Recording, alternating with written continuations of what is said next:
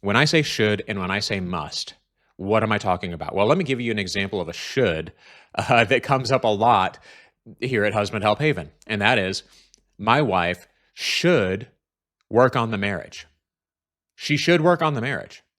Or here's another one that kind of gets applied in retrospect is, my wife should have given me a clear second chance to work on things, to save my marriage. She should have told me before she left. Okay?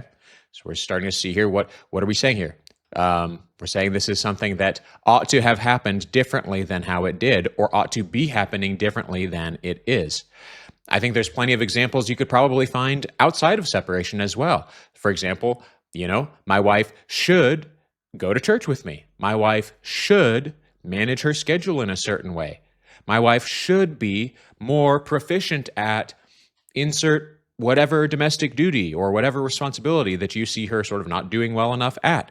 My wife should communicate with me in a certain way. My wife should be nicer to me, complain less. My wife should get a counselor. Go get some help. Now, what you're going to notice as I sort of go through this list is that all of these shoulds are maybe good things. They might be true. It may be objectively true that your wife is failing to meet a certain standard, or has failed to meet a certain standard that, if met, would make the relationship better or make the family better.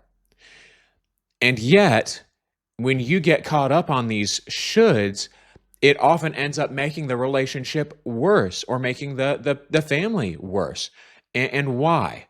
Well, I think there's a couple of reasons. First off, it can end up sort of pushing you to put pressure on things that don't need pressure, or that aren't answered best by pressure.